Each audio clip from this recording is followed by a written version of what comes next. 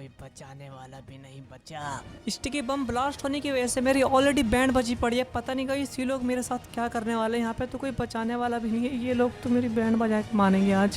तेरी वजह से मेरा सबसे बड़ा दुश्मन मेरा बेटा जिन का सामा मंकी किंग के ट्रैप से निकला था, इसका बदला आज मैं तुझसे लूंगा। आज तो मुझे कोई रोकने वाला भी नहीं है।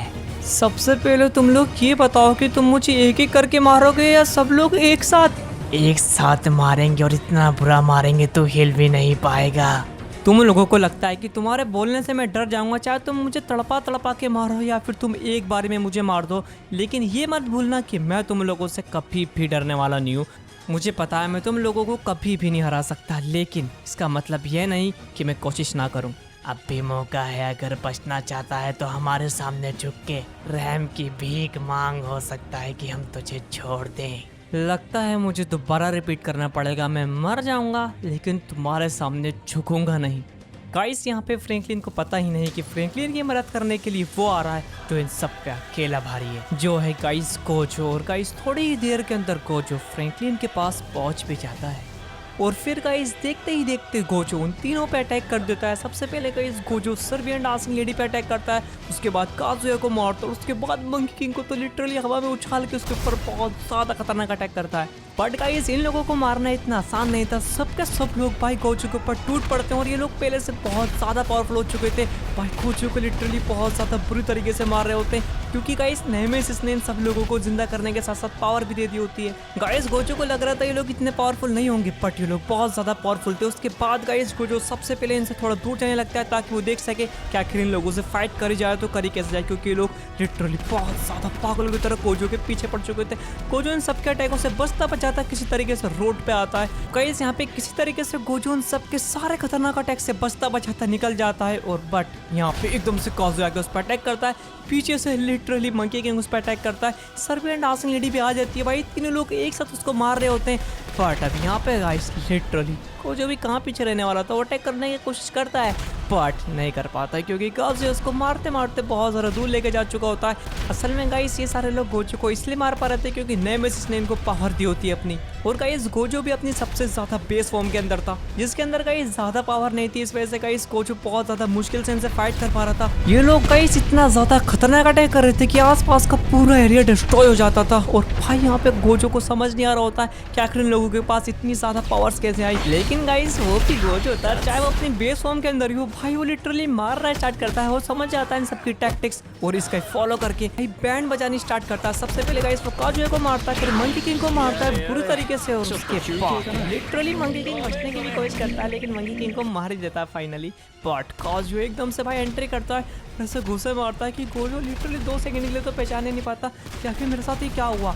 लेकिन गाइस वो लिटरली भाई पूरी तरीके से मार रहे होते हैं गोजो को। गोजो फाइट करने की कोशिश करता है, लेकिन बेस फॉर्म के अंदर होने की वजह से उनसे फाइट नहीं कर पाता। अब गाइस यहाँ पे गोजो समझ चुका था कि उसको इनके अटैक्स को डॉज करना पड़ेगा और ऐसा ही करता है। काफी देर तक गाइस उनका अटैक को डॉज करने की कोशिश करता है, बट मंकी किंग उसका पीछा ही नहीं छोड़ता। उसकी स्पीड बहुत ज्यादा फास्ट हो चुकी थी गाइस। मंकी किंग को मारने के बाद काजुया के भर भर के घुसे मारता है, लेकिन मंकी किंग उस पर एकदम से अटैक करता है। बट इस बार मंकी किंग को गोजो पलट के मारता है और उसके बाद गाइस काजुया को अटैक को डॉज करता है। वो फाइनली काजुया को पेलने के बाद मंकी किंग दोबारा आता है, मंकी किंग को भी हरा देता है।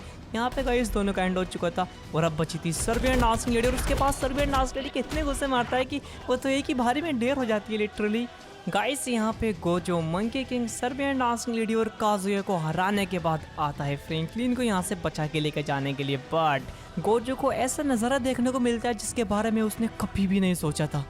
गाइस यहाँ पे डूम्सडे आ चुका होता है। यस, डूम्सडे नेमेसिस का छोटा भाई। और गाइस गोजो को लग रहा था कि उसने monkey king, Serbian dancing lady और काजुया को मार दिया है, बट वो लोग तो सही सलामत डूम्सडे के बिल्कुल जस्ट बराबर में थे। और वहाँ दूसरी तरफ गाइस फ्रैंकलिन को तो इन लोगों ने बुरी तरीके से फंसा दिया था। 4 बहुत ज़्यादा अजीब से लोगों ने फ्रैंकलिन के ऊपर AK-47 से एम ले रखा था। अगर फ्रैंकलिन हल्का सा भी हिला या भागने की उसने कोशिश करी तो ये सारे लोग फ्रैंकलिन के ऊपर सीधा फायर कर देने वाले हैं। शाने अगर हिलने की कोशिश करी तो ठोक डालेंगे। अच्छा ठीक है, मैं हिलूंगा नहीं, लेकिन प्लीज कोई गोली मत चलाना। तो इतना हकला क्यों रहा है? तुम लोग सर के ऊपर गन तानोगे तो क्या मैं हंसूंगा? गाइस नेमेसिस का छोटा भाई यानी कि डूम्सडे सामने आता है गोजो को और उसके बाद गोजो को लिटरली गोकू नारुतो क्रेटोस जिनकाज़ामा की तरह उठा के पटकता है। अब गाइस ये गोजो की बेस फॉर्म थी, इसलिए गाइस यहाँ पे गोजो अपने असली पावर्स को यूज ही नहीं कर पा रहा था और इसी चीज का फायदा उठा के डूम्सडे उसके ऊपर बहुत ज्यादा खतरनाक अटैक करता है लिटरली। गाइस यहाँ पे डूम्सडे उसको कुछ मौका ही नहीं दे रहा था, भाई लिटरली मंकी किंग को उठा के पटक देता है वो गोजो के ऊपर।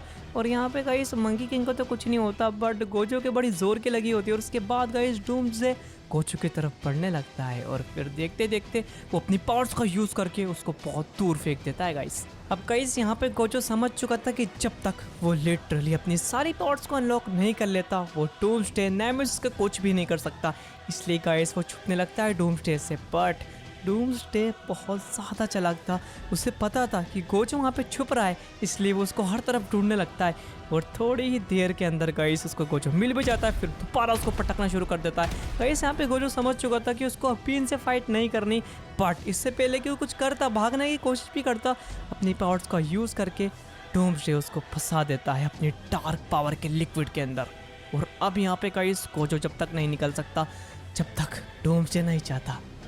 सो इस एपिसोड के अंदर गाइस बस इतना ही, और हाँ टेंशन ना लेना, नेक्स्ट एपिसोड में जल्दी अपलोड करूंगा। और क्या लगता है गाइस तुम लोगों को नेक्स्ट एपिसोड के अंदर क्या होगा? देखो भाई कुछ भी हो सकता है, लिटरली कुछ भी हो सकता है। तो देखो अब क्या होगा